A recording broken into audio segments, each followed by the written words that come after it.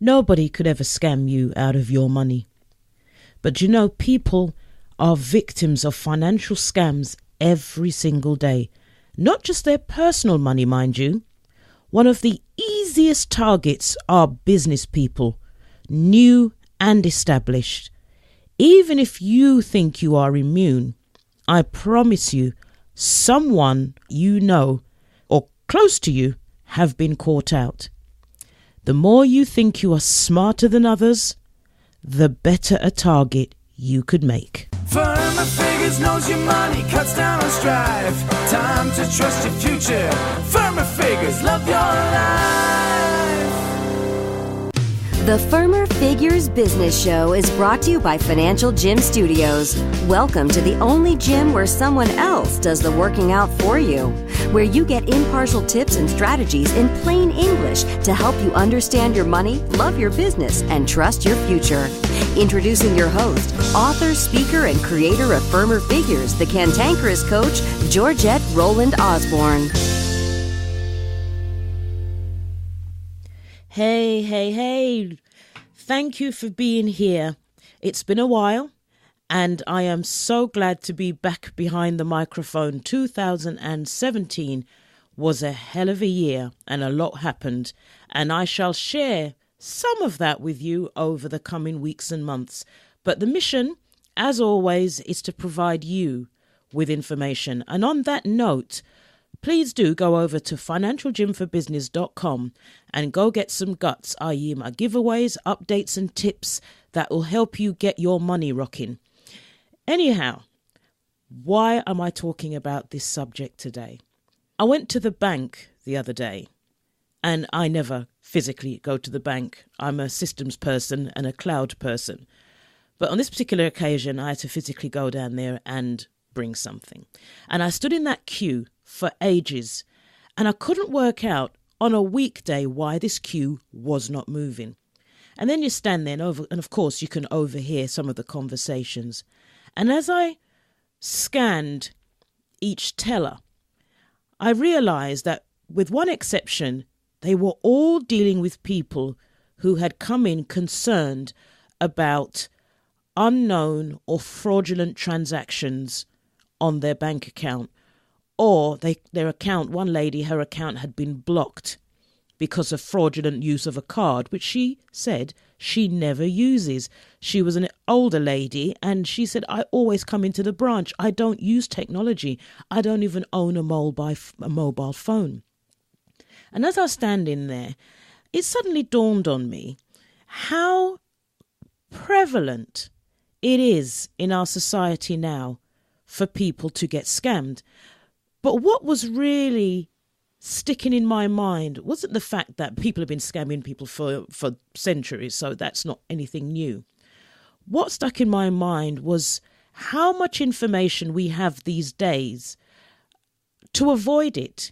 And yet, so many of us still, with our eyes wide open, still walk, I say with our eyes wide open, blindly into things that if we were to stop and think for a while, in some cases listen to other people, just wouldn't happen. So first of all, they're the scams where, in all fairness, you wouldn't realise.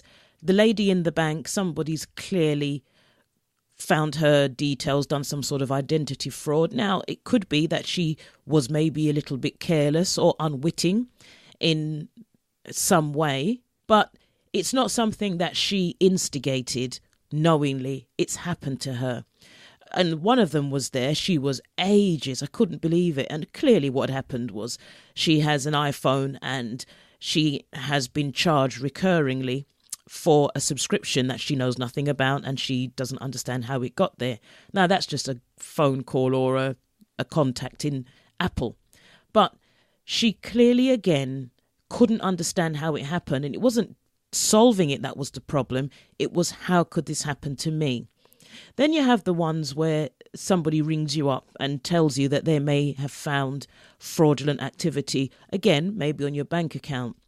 They don't deal with it there and then. What they do is they tell you to call your bank as an added security measure. So then you do that. But remember, when someone calls you, the call doesn't close unless they actually hang up. So while you make the other call, they're still on the line. So when you call your bank and you go through the security, they can hear.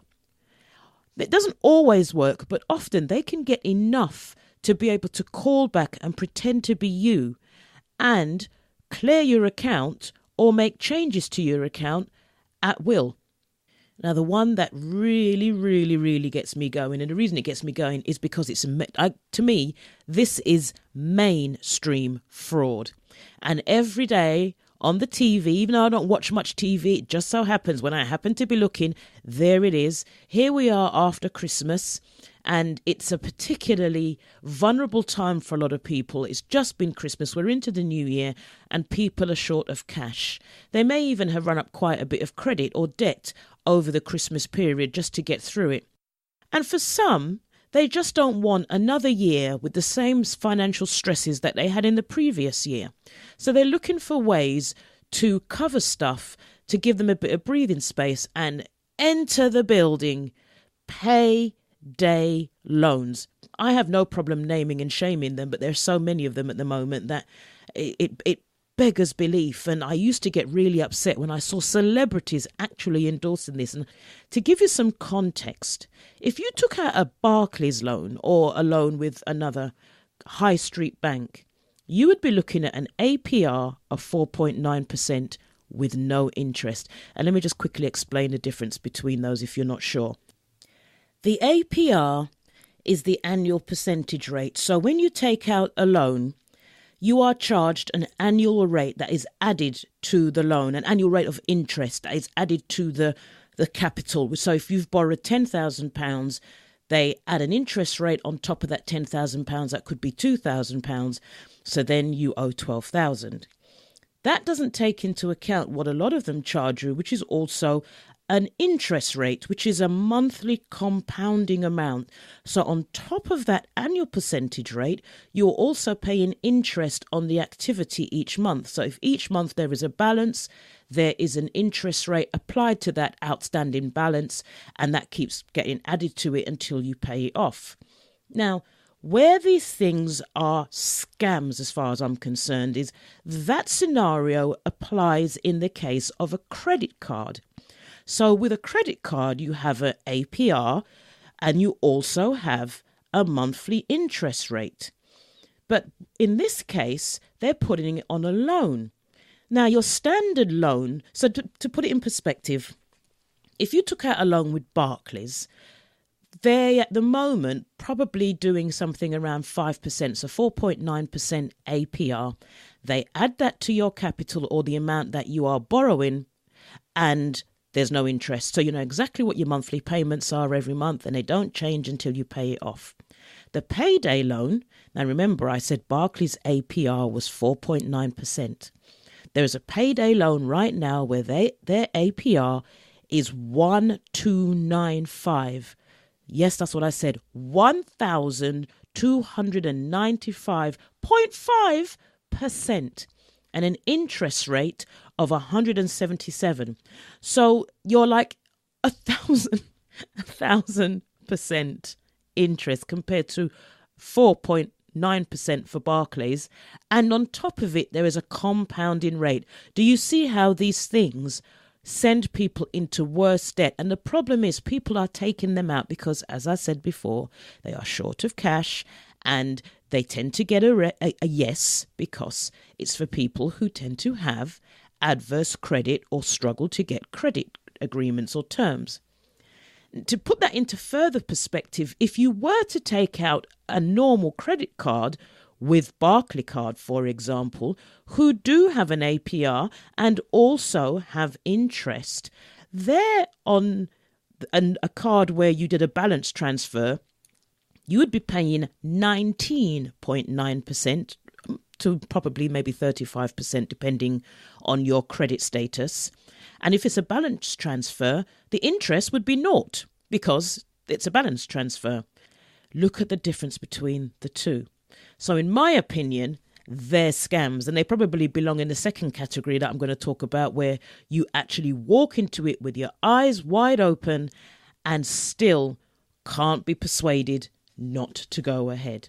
So what do these scams look like?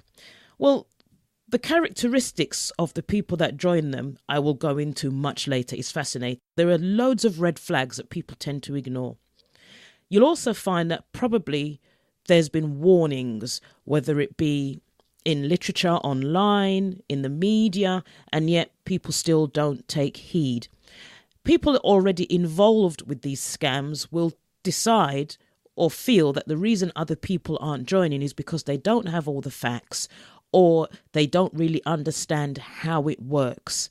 And also, they feel that people who are not involved are actually genuinely missing out. Or if they're not very charitable, people that haven't got involved are just plain and simply losers.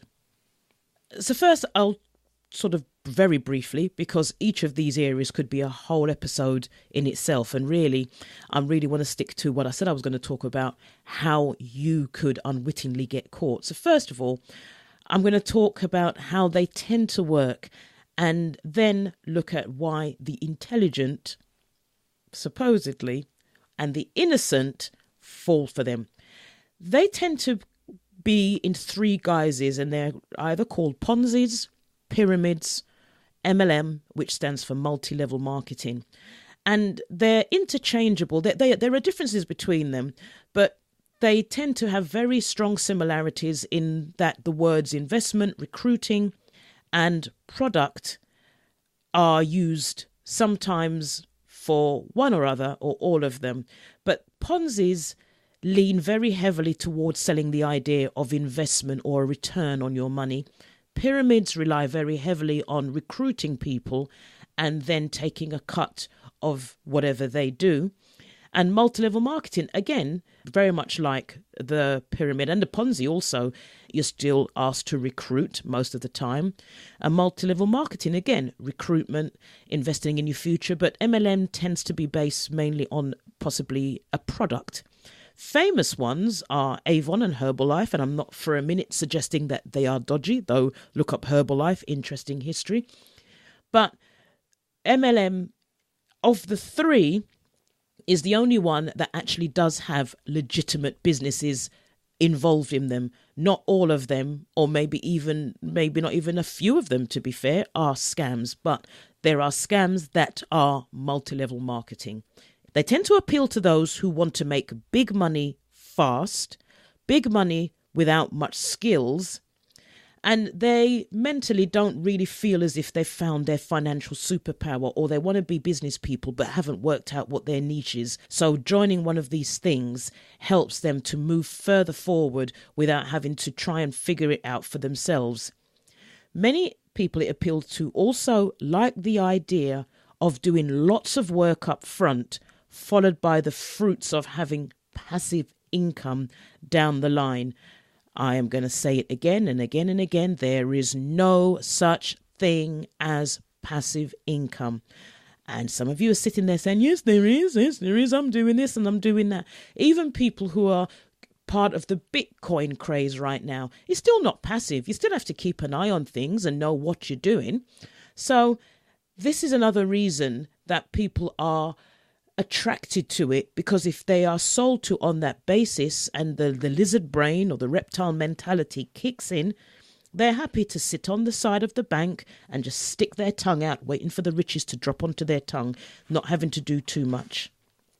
And the other thing is that people who, again, haven't figured out what they're about, what their niche, what their skill is, it is often easier for them to sell other people's products and services, particularly in the affiliate marketing world, where this is highly established and many affiliate marketing opportunities are absolutely amazing. But it is very hard to tell until you get involved often as to whether you are onto something or whether you are being taken for a ride. And I can think of one that looks like, on the face of it, a really high level, really almost prestigious mentor program, whose affiliate product is actually the program. So often when you join mentor programs, yes, if you bring people into the program, you actually earn an affiliate commission. But the program is teaching you to do something. This program is not teaching you to do anything other than to keep selling the program. The downside is you don't create any assets for yourself. And the thing that really gets me as well is that they have different tiers of affiliate products or affiliate programs that you can go out and sell. But you can only sell higher level ones if you are paying higher level fees to be part of their mentorship program. And I just think it's outrageous and it's not cheap. When I look at the cost, and I know a few people who were part of it and some are still there, some have come out. These things also as well, you tend to find that unless you are in what they call the inner circle of these things, you never really become somebody who is genuinely successful at it. But anyway, I digress. If you want to know who it is, I might even tell you if you were to ask me. Some high-profile examples, and these have been online and they're offline, you tend to find a lot of them will trade online, for want of a better phrase than trading or a better word. But they also have quite high offline presence where they have meetings. The leaders of these things tend to be very visible, very accessible, which makes people think that they are trustworthy and that, oh my gosh, I'm actually close to this person. I actually touch this person. I can contact them. They answer my questions. This is really different. Just before Christmas 2017, there was one called USI Tech, which in Texas, or in the States, wasn't just Texas, but Texas, they were issued with a cease and desist order. Before that, there was the big kahuna that didn't last as long as I thought it would, though I knew it was a load of crap from the very beginning. But it was just staggering how many people just didn't see this one. And that was the famous traffic monsoon. Just Google them. It will stagger you at the absolute, and I'm going to say it, the absolute gullibility of people. And before that, there was another one called Banner Brokers. In fact, there are loads of them. I could sit here for the rest of the show and just give you name after name after name after name.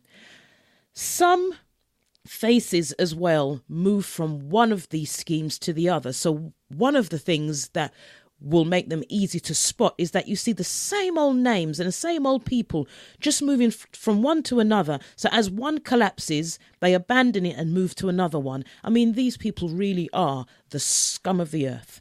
And a Google search will tell you all you need to know to stay away. But yet people sign up and part with, proper amounts of money.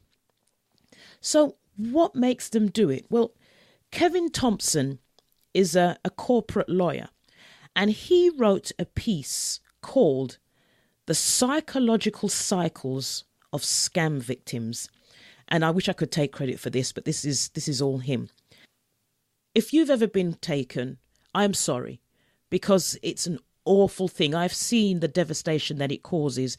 And if you've introduced people to something where they've been taken, that's probably even worse because you have the added responsibility.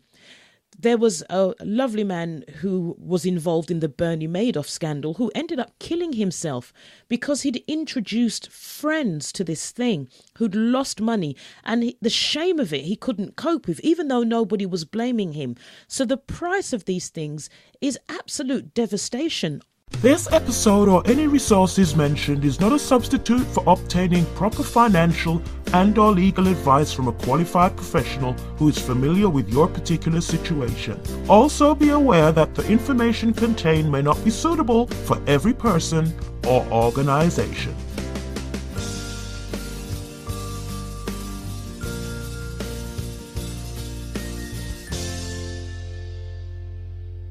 Kevin gives the stages, and there are 6. So stage 1, he calls euphoria.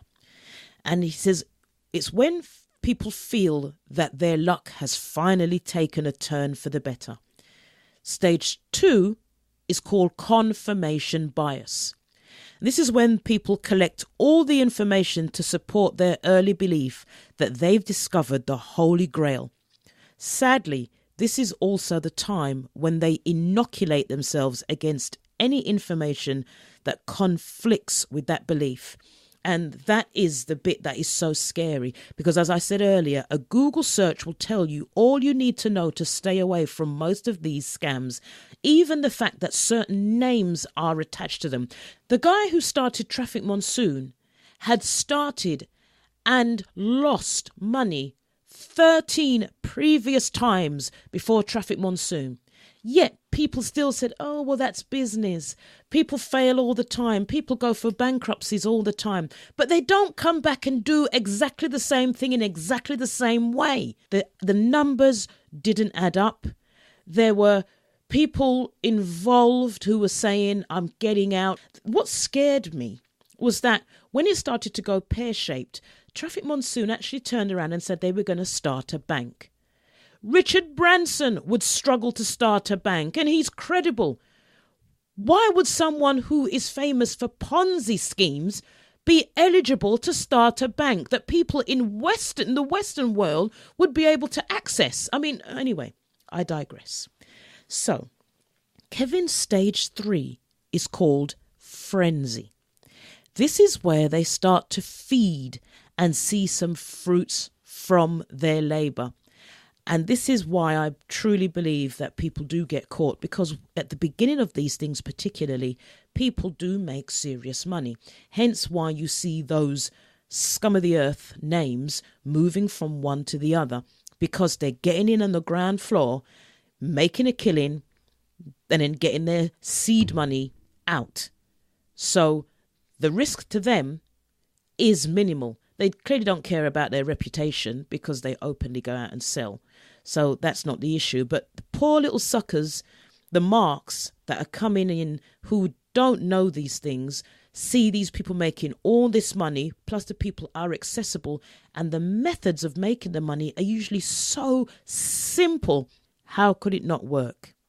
Stage 4 is indignation. This is where people routinely deal with the critics. The arguments happen, and where they play word games in their minds.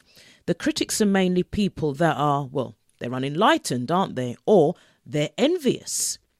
And during stage 2, they've been prepared by the people promoting these schemes through various methods on how to ignore these people, what to say when they are having to deal with the critics. And you'll find in a situation that I can remember, when I would question someone, well, why is it like this? The answers they gave were exactly the answers that the leaders of these things gave. Almost word for word. It was like watching something from the Stepford Wives, just that they're not all women, a lot of men. That's the indignation stage. And then you have stage 5, which is denial. Maybe the critics are right. Their subconscious mind leads them back to seek information from sources to support their stage 1 belief. Remember, stage 1 is euphoria, because the doubt is setting in and the evidence is starting to prove that what the critics were saying actually looks like it could be true. So with the seeds of doubt starting to take root, they'll still persist because they can't turn back now. Turning back now would mean that they're back to square one, and worse, they may have failed. And then stage 6 is depression. This is where one of two things have occurred. The scam has run its course and it just fades away. Or 2, the scam meets what Kevin calls a violent end. A state authority, or the SEC, which is the Securities Economics Commission, which is like, I suppose the best way to think of them, like the FBI, but for fraud and financial victims, that they confirm all the doubts that people have been having.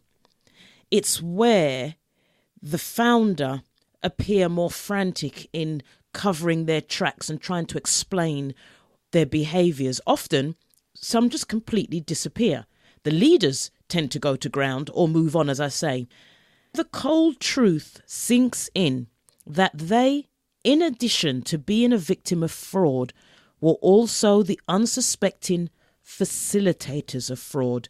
Remember I said earlier that sometimes knowing that you introduced people into it is often worse than just being a straightforward victim. People lose relationships, invaluable assets are ruined. As he says, this is a sad cycle that we see play out over and over. Some people deserve the pain, he says, but most do not. Unfortunately, as long as people are willing to chase promises of easy money, they will always be promoters willing to defraud, and the regulators cannot cure this condition. So basically what he's saying is, even if we think we cannot be taken, now things like traffic monsoon and USI Tech, I really don't understand. Well, USI Tech I get, because there's the big thing about Bitcoin and cryptocurrency, and it offered a way for people to get involved. So I can understand that. Then, having said that, in the UK, if you were to look at some of the people involved, you might have thought twice. If it looks like a duck, it quacks like a duck, it's a duck.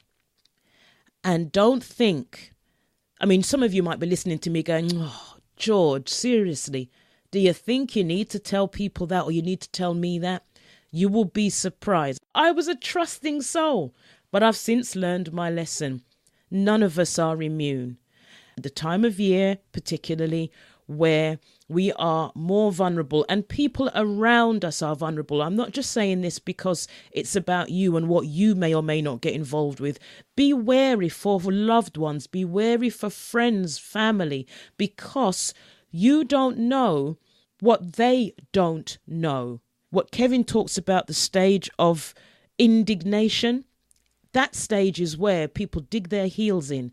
If you can get them before that, maybe they won't get to where they are taken for a ride or lose money or lose relationships or their reputation.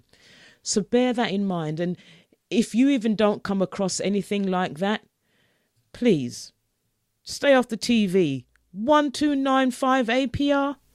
And what about you? Are you facing any issues in your business? Any financial or productivity issues?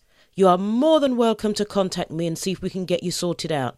Email me at feedback@firmerfigures.com. For the links to any of the resources I've mentioned, go over to financialgymforbusiness.com/podcast, where you'll find them in the show notes. If this was useful to you, please would you consider going over to iTunes if you're an Apple user, or Stitcher if you're an Android user, and give me a rate and review. I love bringing information to you and would really love to know if this is helping. Every 5-star rating that I get not only tells me that I'm not just talking to myself, it also tells iTunes and Stitcher. That way, when people are searching for a show like mine, I'll show up. Full step-by-step instructions on how to do this can be found at my site, financialgymforbusiness.com/podcast. And if you have a website, blog, podcast, or business that you want mentioned, leave the details and I'll give you a shout out. And if you don't want to have to remember when I'm on next, just click the subscribe button on whatever platform you're listening in on so that you get notified. In fact, if you haven't done it already, why not do it now? Thank you so much for being here. Bye-bye. Firmer Figures knows your money cuts down on strife. Time to trust your future. Firmer Figures, love your life.